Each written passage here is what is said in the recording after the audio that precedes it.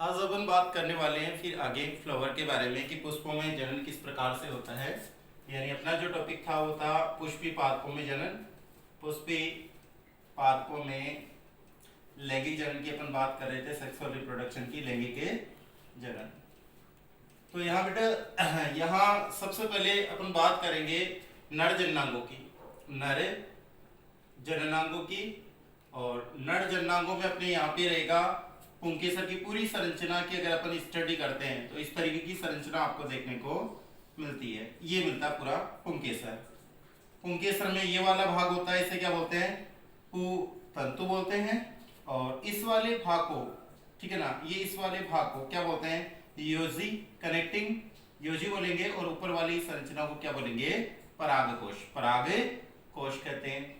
यहां तक कोई दिक्कत नहीं होती। परागकोश एक द्विपाली संरचना होती है, बाइलोब या डायलोब जिसको बोल सकते हैं, ठीक है ना। ये दो क्या है, द्विपालित संरचना होती है, द्विपालित संरचना किसकी है, द्विपाली संरचना परागकोश की। ये दो पालियां बनी हुई है। अगर इन दो पालियों को आप इसका ये ट्रांसफॉर्मेशन टीएस काटते हैं, इसका यानी अनुप्रस्थ काट काटते हैं, अगर अनुप्रस्थ काट काटते हैं तो आपको ये संरचना आपको इस तरीके से नजर आएगी। ये वाली संरचना इस तरीके से आपको नजर आएगी, ये ऐसे और ये इस तरीके से ऐसे नजर आएगी। ये संरचना, ये द्विपाली संरचना हो गई।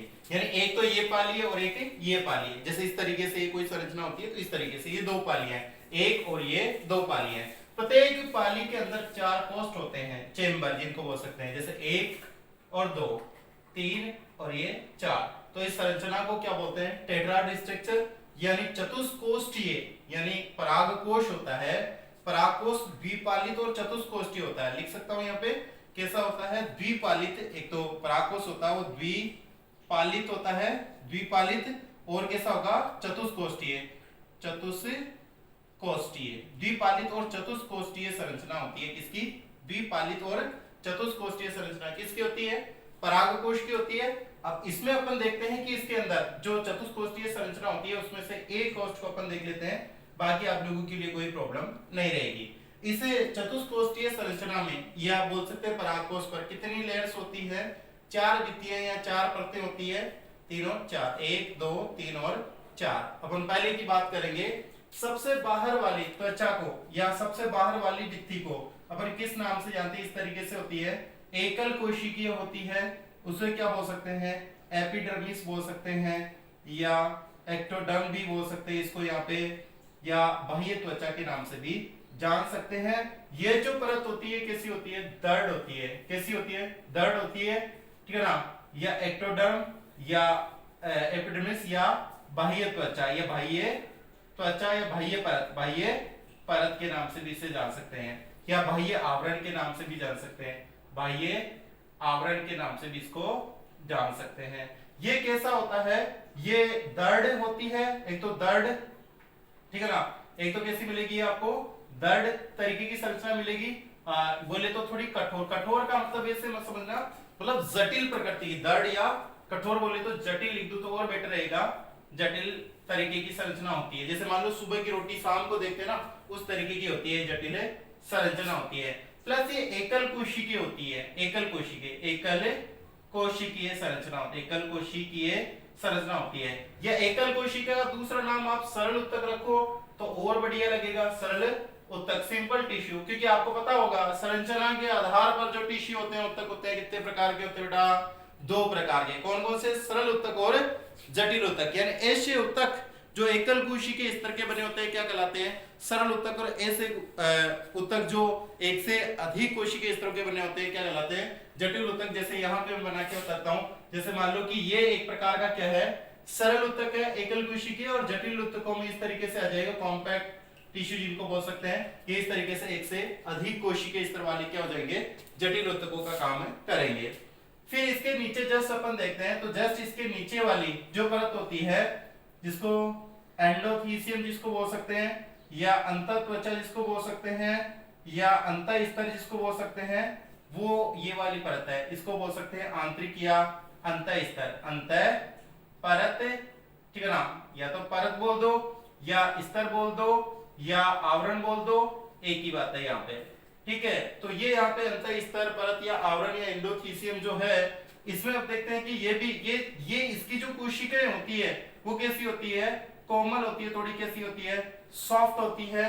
ठीक है, ये भी सेलुलोज वगैरह की बनी होती है, और ये भी क्या होती है, एकल कोशिकीय, एकल कोशिकीय, कोशिकीय। यहाँ पे थोड़ा सेलुलोज की परत पाई जाती है, आप लोगों को पता हो तो यहाँ पे कैस्पेरिन स्ट्रिप अगर आपने सुन रखा है तो सेलुलोज की बनी हुई क्या पाई जाती है, पट्टियां पाई जाती है, सेलुलोज की बनी हुई पट्टियां पाई जाती है। इनका यूज भी है, यूज की भी अपन बात करें यहाँ पे, इन पट्टियों को क्या बोलेंगे, कैस्पेरिन स्ट्रिप यानी कैस्पेरिन पट्टिकाएं, पट्टिकाएं। कैस्पेरिन पट्टिकाएं किसकी बनी होती है, सेलुलोज की बनी, सेलुलोज की बनी होती है। और यहाँ पे सेलुलोज की विशेषता क्या होती है, जल अवशोषण की होती है, अवशोषण की होती है। जल अवशोषण का मतलब होता है कि अंदर जितनी भी प्रोसेसिंग परागकण निर्माण के लिए जल चाहिए, तो वो जल क्या होता है, इसी में ही निहित होता है। जैसे आप फल परिपक्व होने के बाद में जैसे ककड़ी फटती है ना, स्पूटन बोलते हैं, मतलब पकने के बाद में कोई फ्रूट होता है वो फटने लग जाता है, उसको क्या बोलेंगे, उसका स्पूटन या प्रस्फुटन जिसको बोल सकते हैं।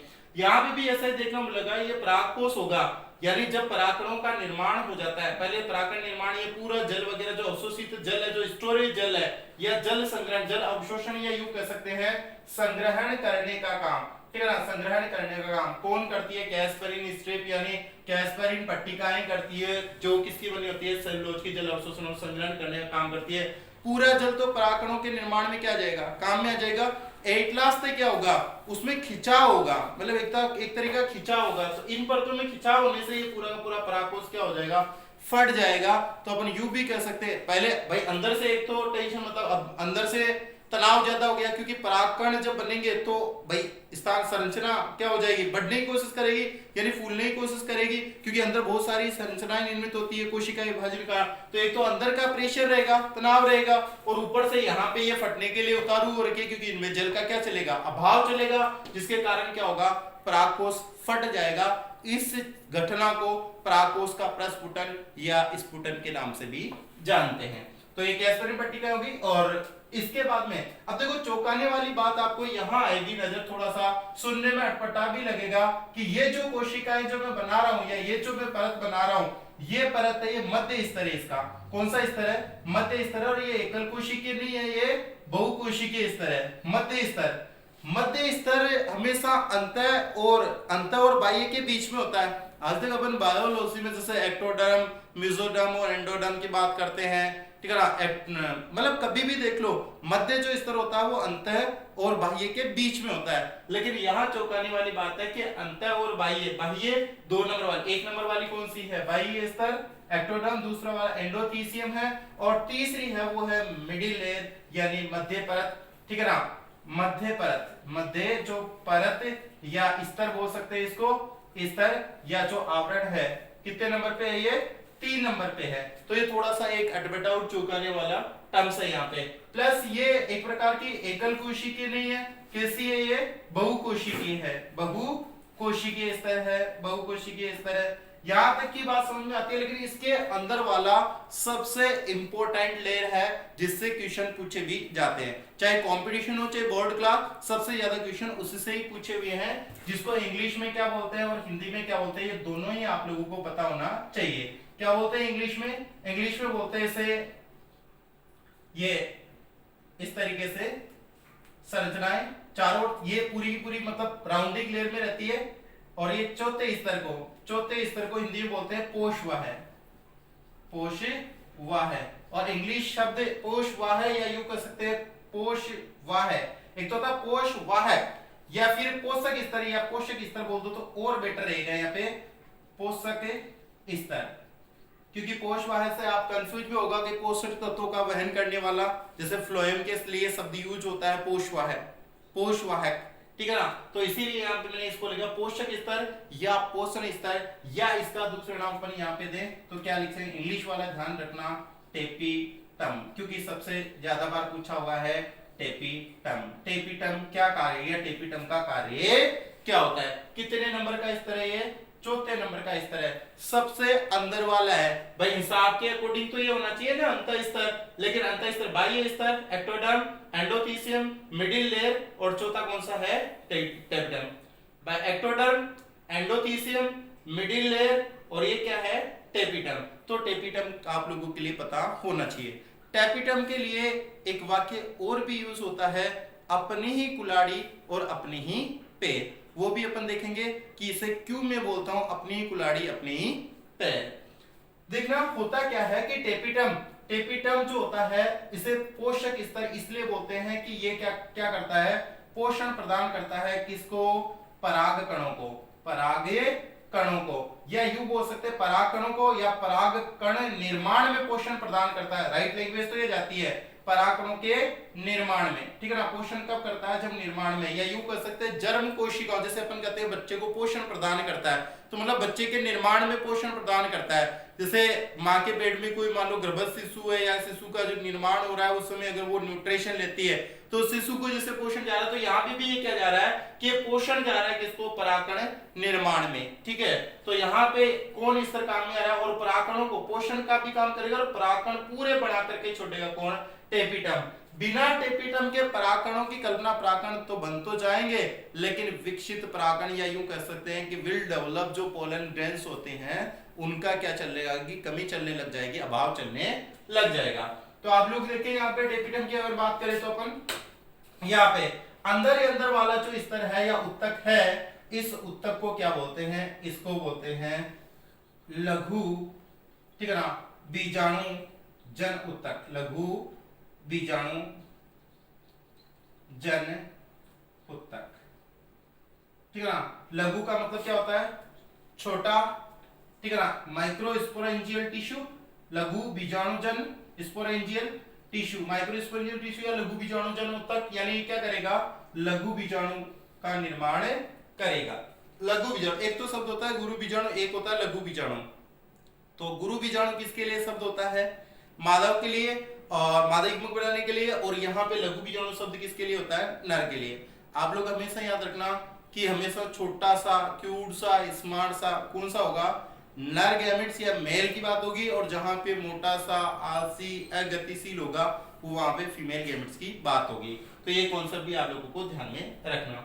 अगला जो अपना टॉपिक चलेगा वो चलेगा लघु बीजाणुजन उत्तक। आप लोग क्या ले सकते हैं, इसका स्क्रीनशॉट ले सकते हैं।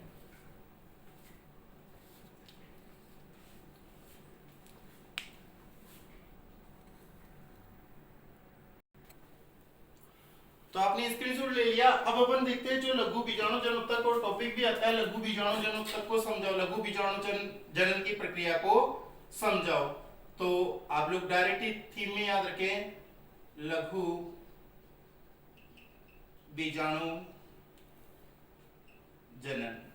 और कंपटीशन में यहां से जो क्वेश्चन उठता है वो ये उठता है कि लघु बीजाणु जनन कितनी कोशिकाओं से, यानी यहाँ पे हर एक स्टेप पे कोशिका का नाम रहेगा, कौन सी कोशिका है उसका क्या नाम है, उसकी सूत्र गुणिता, गुणसूत्रों की स्थिति। कंपटीशन वाले बच्चों को क्या क्या ध्यान रखना है, कोशिका का नाम, प्रत्येक स्तर पे उसका नाम चेंज होता है, नाम उसको बनाने के लिए या उसकी कौन सी अवस्था में उसका क्या नाम होता है, या उसकी गुणसूत्रों की संरचना कैसी होती है, या क्रोमोसोम एन होती है या 2n होती है, या फिर उससे आगे कितनी कोशिकाएं बनने वाली होती है, और वो कौन सी प्रक्रिया से बनी होती है, इस पे आप लोगों की पैनी नजर होनी चाहिए। तो लघु बीजाणुजन उत्तक की यहाँ पे 2-3 अवस्थाएं हैं जो मैं यहाँ पे शॉर्ट में बता रहा हूँ, बता नहीं रहा, ठीक है। कि होता क्या कि यहाँ पे जैसे लघु बीजाणुजन उत्तक, क्योंकि युग्मक निर्माण की आपको पता 3 प्रोसेसिंग होती है। कौन कौन सी होती है, पहले वृद्धि पोषण वाले में, मतलब पहले तो होती है गुणन अवस्था, फिर होती है वृद्धि अवस्था, और तीसरी होती है वो कौन सी होती है, परिपक्वन अवस्था। ये तीनों स्टेज होती है, चाहे प्लांट हो चाहे एनिमल हो, दोनों में से कोई सा भी मतलब गैमेट फॉर्मेशन करे यानी युग्मक निर्माण करे, ये तीनों की तीनों प्रक्रियाएं चलती है। आपके यहाँ पे जो परिपक्वन अवस्था होती है इसमें वृद्धि प्रावस्था वो वगैरह तो ये डीपली काफी लंबा चौड़ा चल जाएगा, आप लोग कहेंगे तो मैं इसका अलग से वीडियो बना दूंगा, कोई दिक्कत नहीं है, ठीक है ना। ये गुणन वाला और वृद्धि वाला, और या नर युग्मक और मादा युग्मक, जब नर जनन तंत्र मादा जनन तंत्र पढ़ो तो भी यहाँ पे जानने के बाद में इसको जानोगे तो आप लोगों को इजीली तरीके से समझ में आ जाएगा, और अलग से ये पूरा डिटेल से चलता है और बहुत अच्छा लगता है जब कंप्लीटली पढ़ते हैं। लेकिन वीडियो को शॉर्ट करने के चक्कर में आपको डायरेक्ट बता देता हूं यहाँ पे कि ये हो गया लघु बीजाणु जन उत्तक, लघु बीजाणु जन उत्तक, ठीक है ना, लघु बीजाणु जन उत्तक। कोई दिक्कत यहाँ तक? अब इसमें क्या होगा, अर्धसूत्री विभाजन, ठीक है ना।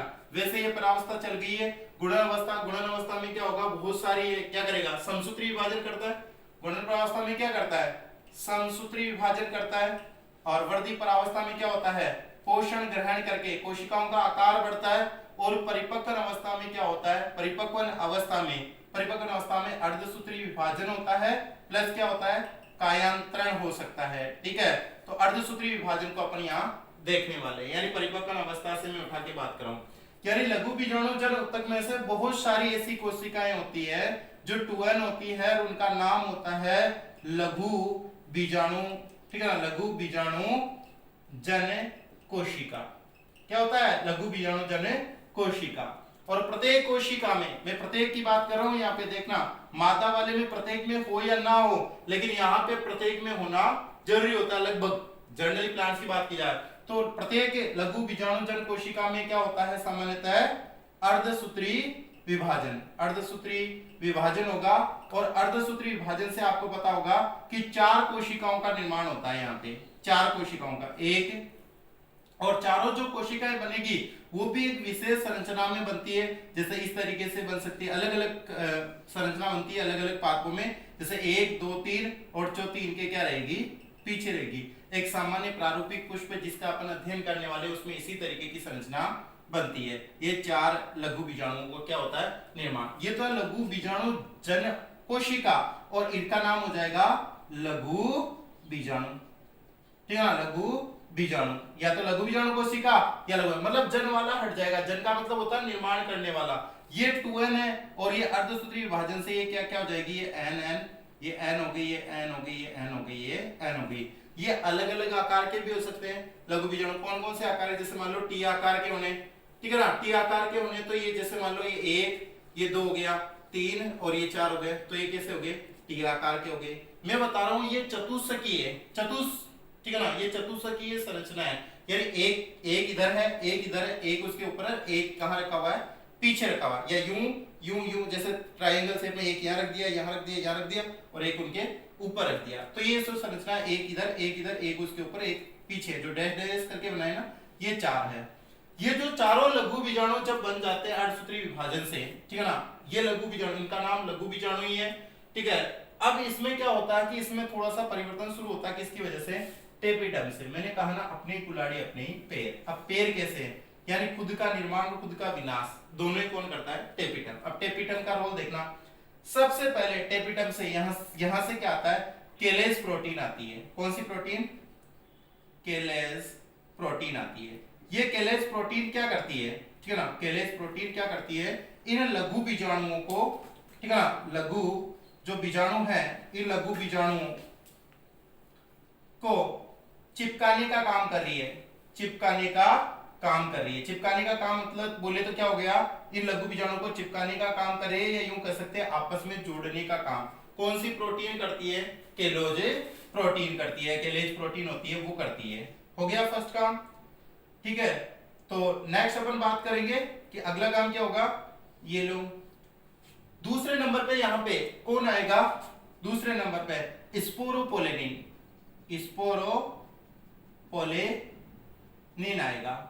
और स्पोरोपोलेनिन की मैं विशेषता बता दूं कि ये अपघटनीय पदार्थ है, अपघटनीय पदार्थ।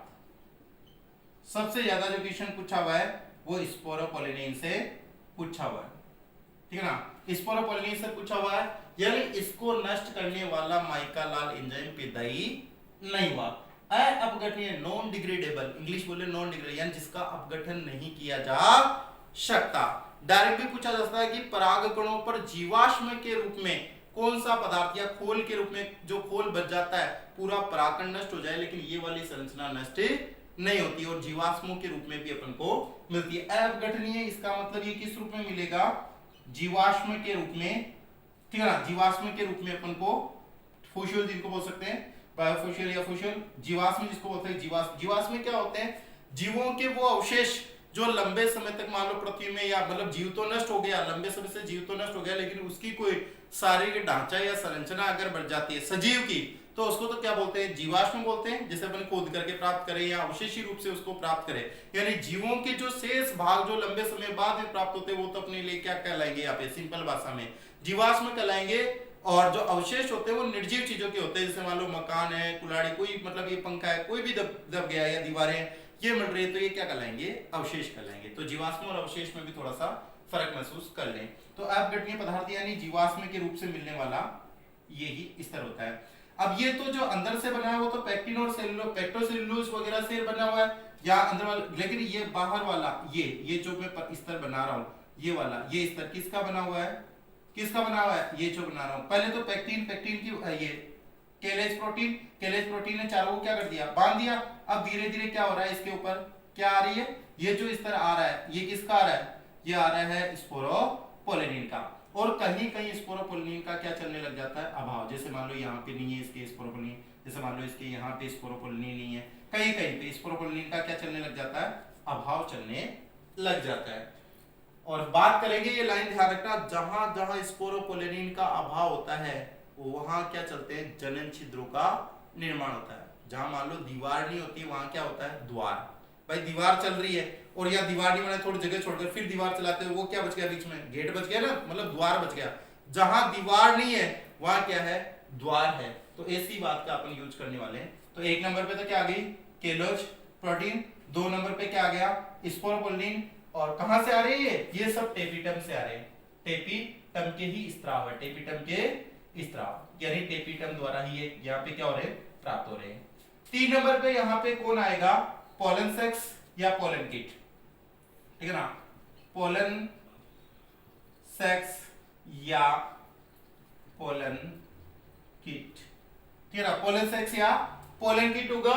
ये पोलन सेक्स क्या होता है, ये चिपचिपा पदार्थ होता है, ठीक है ना, चिपचिपा पदार्थ होता है, रंगीन भी हो सकता है, चिपचिपा पदार्थ होता है जो इसको क्या करता है, चिपका। जैसे मान लो कि जिन परागकणों में कीटों द्वारा परागण होता है, भाई कीटों द्वारा परागण की भी अभी परिभाषा करेंगे, कीटों द्वारा होता है, ये इसको क्या बनाता है, चिपचिपा बनाता है। और चौथे नंबर पे यहाँ पे कितने नंबर हो गए, तीसरे नंबर का पदार्थ आ गया।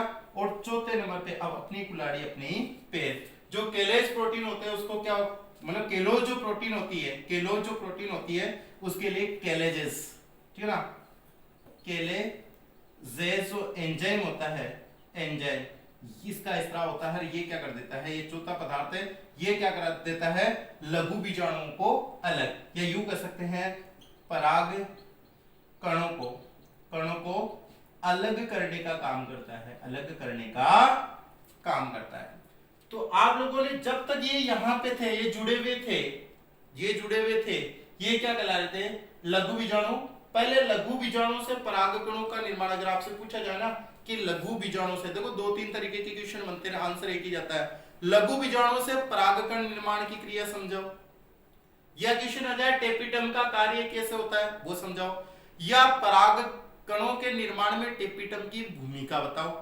इस सरकार के क्या आना है, ये पॉइंट्स इनको समझा के आना है। टेपिटम का यही कार्य होता है, परागकण, टेपिटम का कार्य यही होता है, इसी तरीके से करती है। दूसरा, अगर आपसे पूछा जाए परागकणों के निर्माण में टेपिटम की भूमिका, तो ये आ जाएगा, या लघु बीजाणु से परागकण कैसे बनते हैं, तो ये आ जाएगा।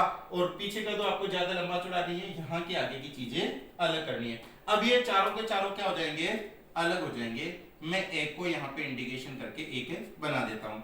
जैसे ये वाली अंदर, तो ये क्या हो गई, ये हो गई कोशिका, जो किस स्टेज में है, एन स्टेज में, हैप्लॉइड है।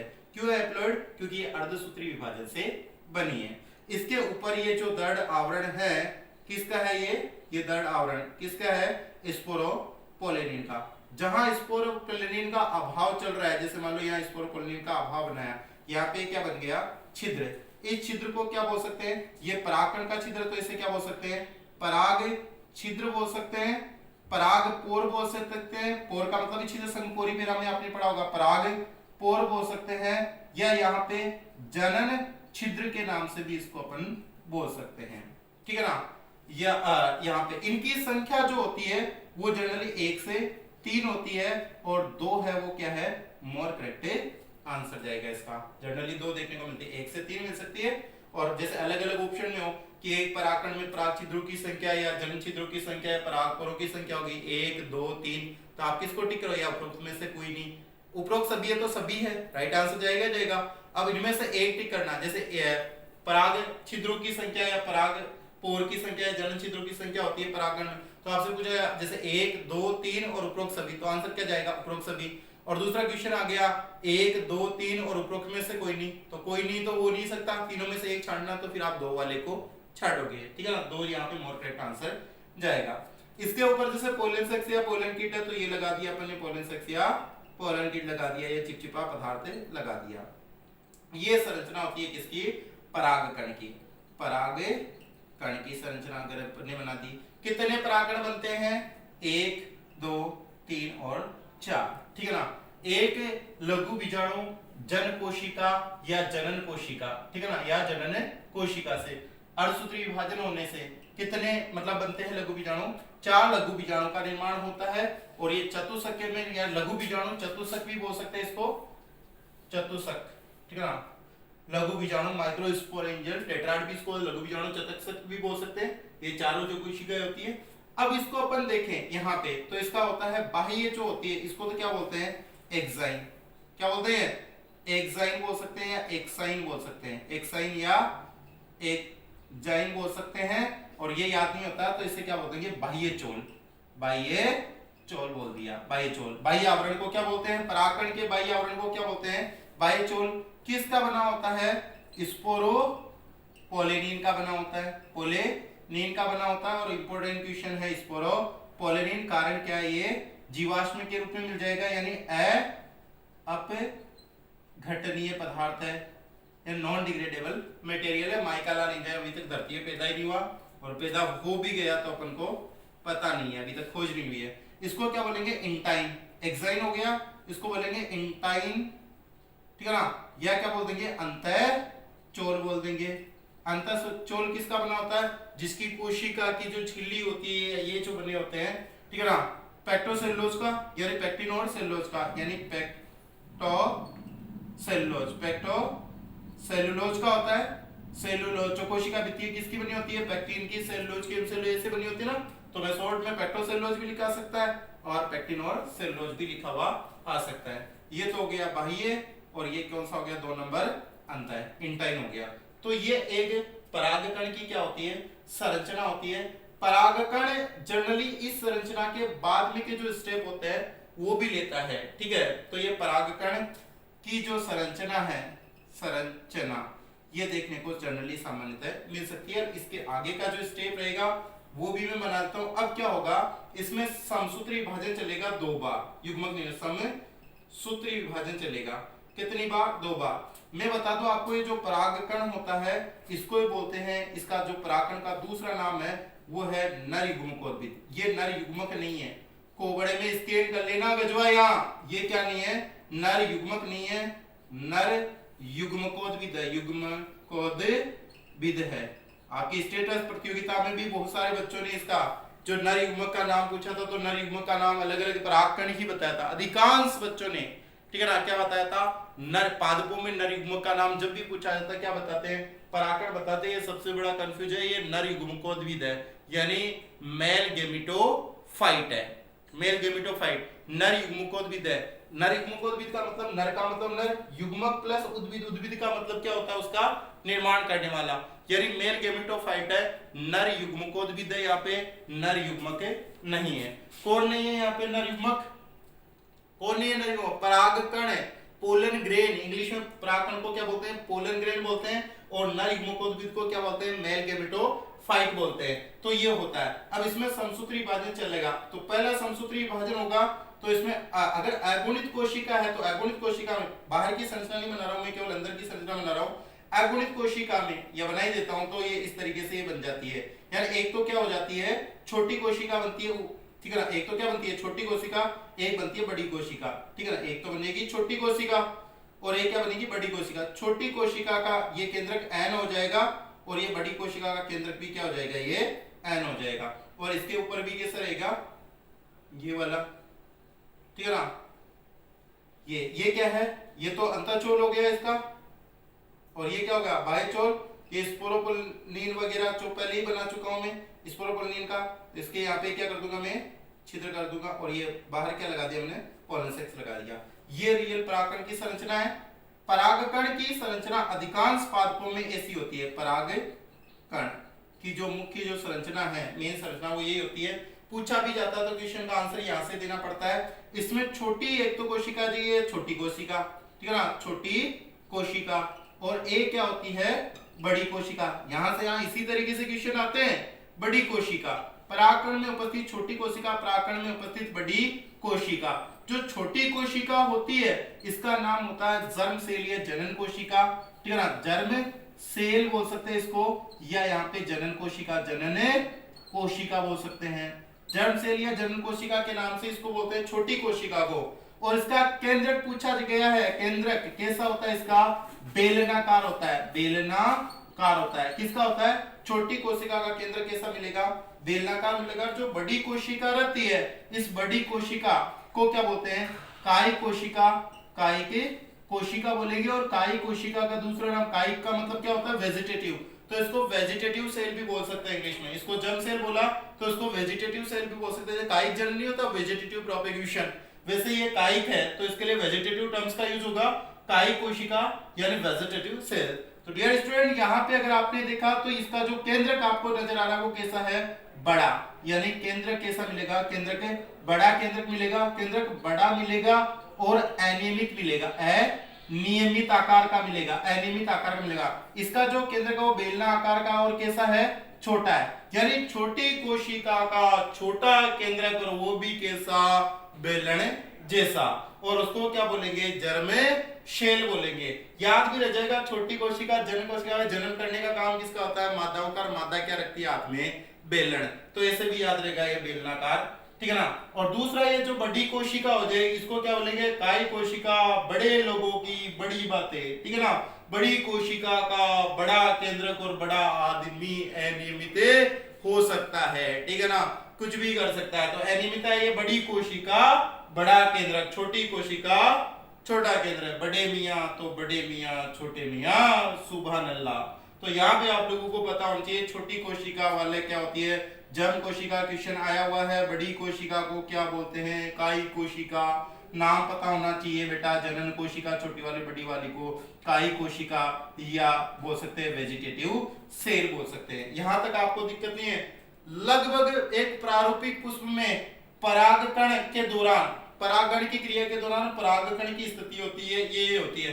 अब आपने देखा हर स्टेप इसका नाम मतलब है, लघु बीजाणु से, लघु बीजाणु और परागकण में क्या फर्क है, या कुछ महसूस हो रहा है आपको, लघु बीजाणु और परागकण में क्या फर्क होता है, उतना ही फर्क है बेटा जितना एक सामान्य आदमी और क्या होता है दूल्हे या बींद में होता है।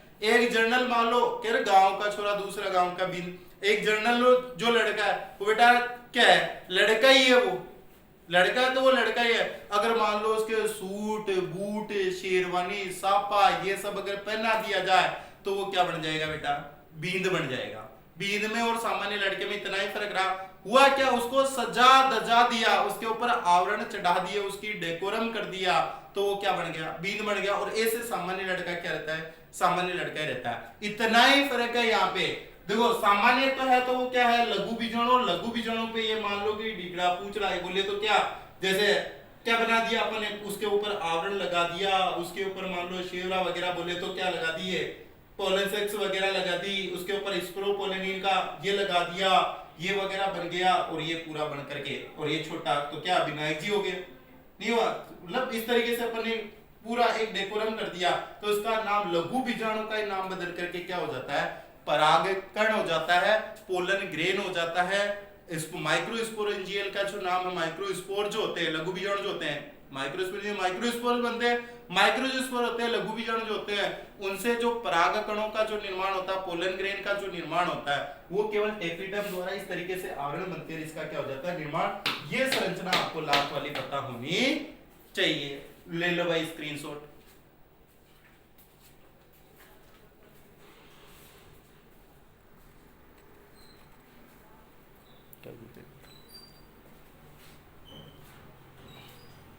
हो गया आप लोगों का स्क्रीनशॉट। आप लोग इसी तरीके से, ये पूरा लघु बीजाणु जनन तक की कहानी थी। कल की जो कहानी आएगी वहां अपन क्या लेके चलेंगे, मादा जन का निर्माण, दूल्हा तैयार हो गया, अपनी दुल्हन तैयार करेंगे और उससे जो अगले दिन होगा अपन बारात लेके चलेंगे। ठीक है, तो इसी तरीके से हमारे वीडियो को देखने के लिए बहुत बहुत धन्यवाद आपका। Thank you.